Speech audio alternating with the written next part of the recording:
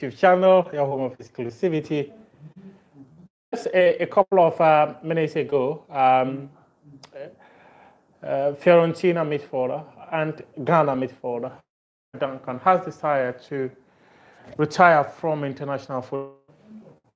Right behind me, you might see Ibrahim Sannie Daara. I'm in his office. I want to interview him following the decision of the Ghana Football Association Ethics Committee to clear him of any wrongdoing, any breaches following the announced expose in 2012. So I'm here to have an interview with him, and pretty soon it will be on this channel for you to watch. But I just want to share with you why Alfred Duncan has retired from the Black Stars. He decided to walk away from the senior national team after a couple of years of playing for the Black Stars. But ever since the new administration, led by Keto Kreku, came into the management of the Blacks of football in this country since October 2019, he's felt that he's not been given fair opportunities at the Black Stars. Got a couple of call-ups. He got a call-up for the games against Sudan. The games. I'm referring to the 2021 African Cup of Nations qualifiers. But unfortunately, he never played. Alfred Duncan has always felt that he's been undermined at the senior national team. He has always felt that players he's far better than are given opportunities to play at his expense. And when he complains and they want to give an opportunity to play too, they put him in a position. So he decided that mentally it is not good for him. So he wants to walk away from the Black Stars. The first time I noticed that after Duncan was not going to play for the Black Stars again was that a year ago, when I chanced on a couple of messages where he had made it clear that he was not going to the Black Stars again. He said he was never going to play for the Black Stars under this administration. Actually, under this administration, claims are that they filled their players to their players from Italy to come for international games, and he will not be given a more competitive league than other players who have got some kind of relationship with the leaders that be at the Ghana Football Association. So that's why he decided that he was away from Black Stars. The frustrations are quite many. I do recall that he was called. He did turn down some call-ups, but there were some of them too that the leadership of the FA actually took him out.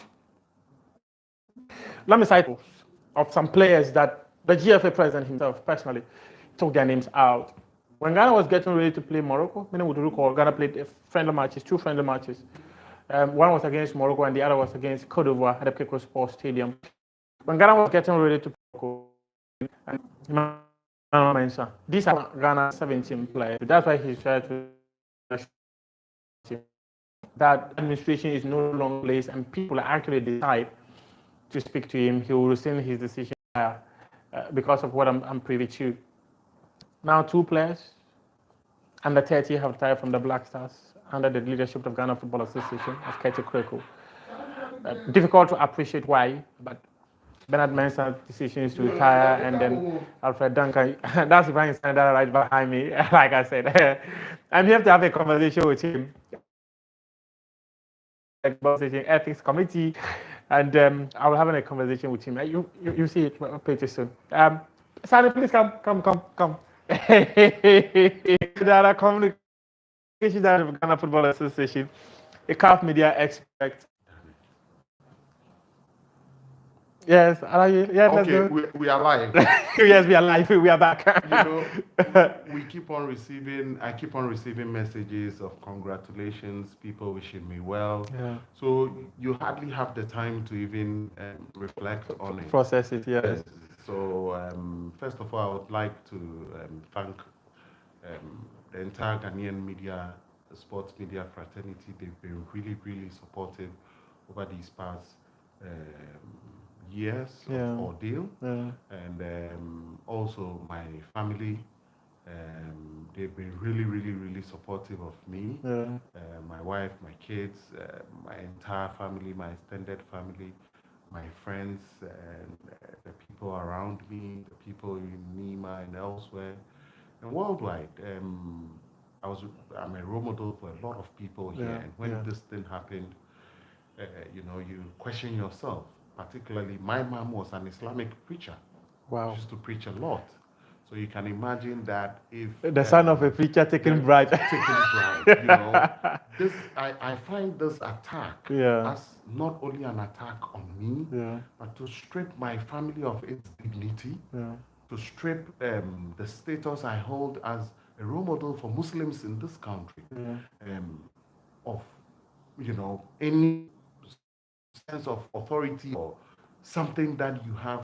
People can say, he's a bribe taker or whatever. I find this moment as a moment to celebrate and to reestablish myself, and then to focus on the other things I'm doing. For me, it's a very, very good day. I want to thank my friends, my family, and all the people. Yesterday here, lots of people came here to congratulate me. I truly, truly, truly appreciate it. When these things happen, a lot of people give me support in all forms. Some moral, some even some financial. Wow. Because a lot of people had to come to my aid in many, many, many ways. I want to really, really thank everybody. My colleagues in the media really came out in support. Even judging by what they've been writing since yesterday, I tell you that I enjoy vast support amongst my colleagues. I really want to thank you. I will never forget this, and I will never take your support and I like it. Never take it for granted. Take it easy. Never take it for granted. I'll never take it for granted. And it goes on to say that you target human beings in such a way just to, put them in a bad light, humiliate them. And the people that planned this know that what they were doing was false. Yet they went ahead to do it. And I was wondering, where, people that watched it, a lot of people did not take their time to process it or analyze it. Somebody just comes and say that they met Sannie Daara, and Sannie Daara sent his colleague to take a bribe on his behalf. Where is the evidence?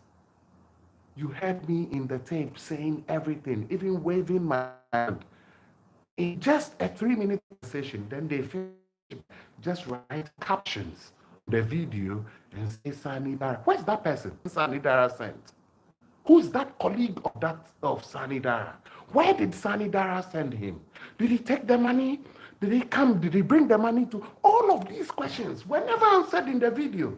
But some people were gung-ho about it and went with it.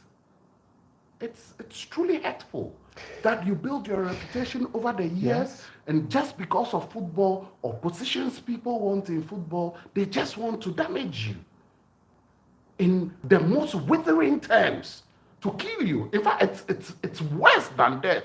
I say it's worse than death, because when you die, it's over. Yeah. But you live with the torture and the turmoil that you're a bribe taker. You can imagine that. And how much was it? I don't even know. One of my staff is paid more than what these people say, and I have more than 25 people working for me. Working for you, yeah. I know some of your writers, actually. And you say this thing about me just to hurt me. I say that I have no hate in my heart for anybody. Those that planned this thing against me, I forgive you. But fear God's justice. I was patient. The Quran says, Inna Allah ma'a sabirin. It says, Allah is with those that are patient. I was patient. And bid my time, gave the ethics committee all the evidence, and they brought out the truth. but fear the prayer of the person you hurt. You calculatedly hurt. The Prophet Muhammad says that there's no barrier between the prayer of that person and God. One. So if you hurt somebody calculatedly, fear the prayer of that person. I will not pray evil against you. I have forgiven you. I have forgiven you. But fear it. Read the Quran. Read the Quran saying, talking about stripping people of their reputation, image, even when the person is guilty, let alone somebody who's not guilty. Fear God. Fear God. Be righteous. If you claim you are a journalist, speak the truth. And finally, I want to say, and most importantly, Ghanaians, let's look out. Maybe it's Sannie Daara today. I've been able to clear myself. But maybe others have suffered more than I did. Yes. Maybe others have been voiced over the way I was voiced over. Yes. Others have been captioned like the way I was captioned. Yes. They've suffered. We need to re-examine journalism in this country. Such gung-ho journalism should not be accepted anywhere in the country.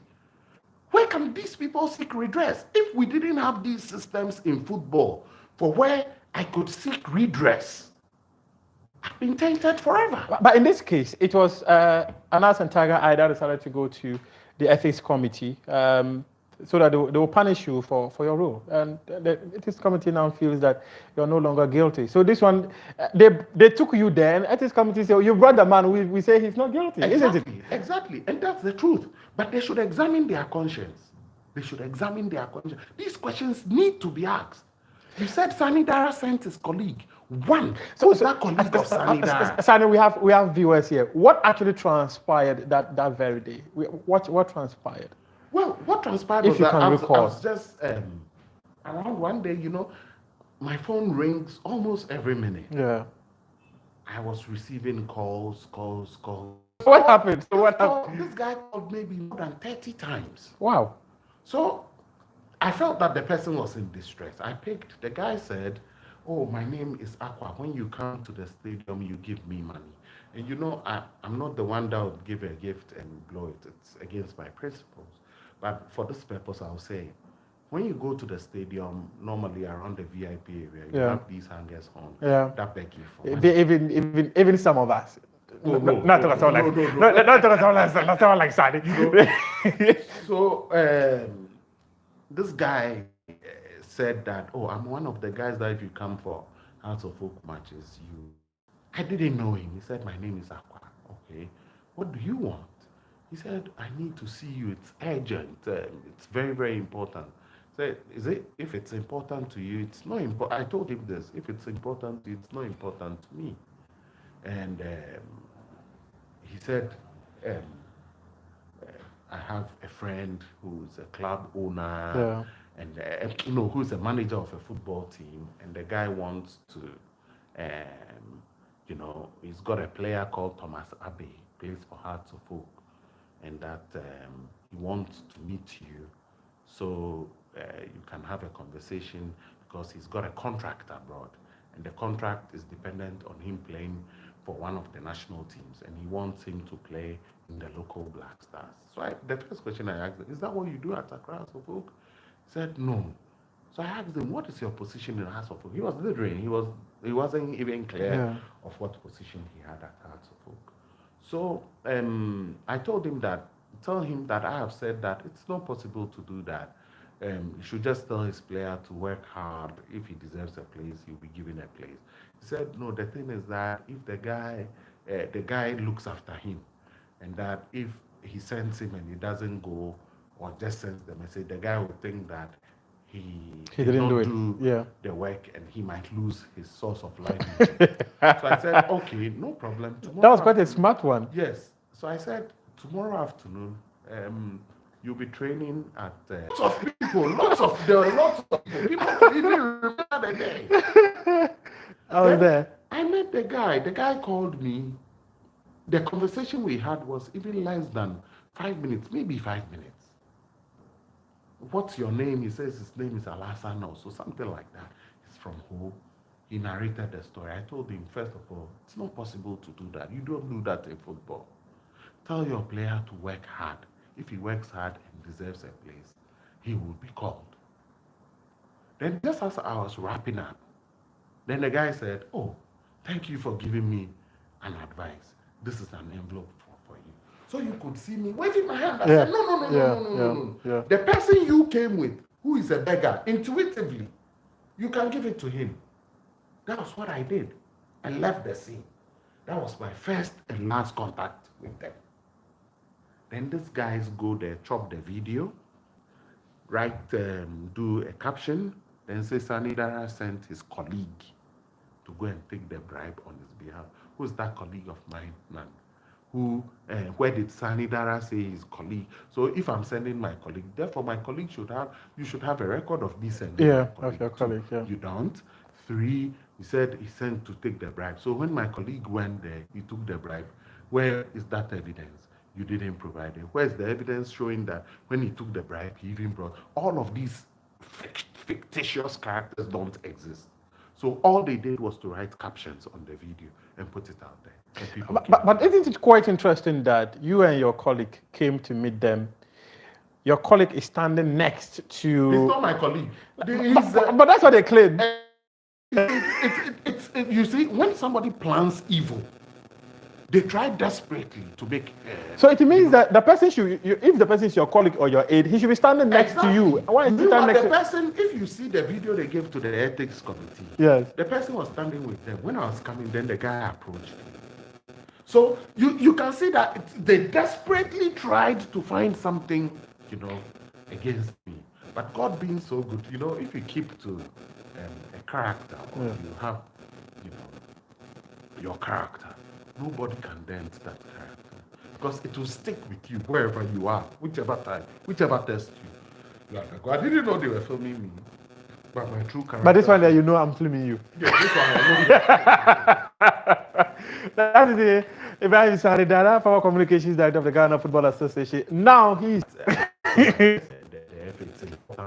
But considering... First of all, let me insist that my junior brother, Henry Asante, who's occupying my position at the moment, is doing a fantastic job. I want Henry to continue in the position, to grow in the position, and to do more in the position. He has done an amazing job with his team. I need to hail him for what he has done. For the rest of it, I think that it will be prudent for me to meet there. Whatever it is I have to say there, I'll talk to him. But they owe you money. Do they owe you money? Yes, one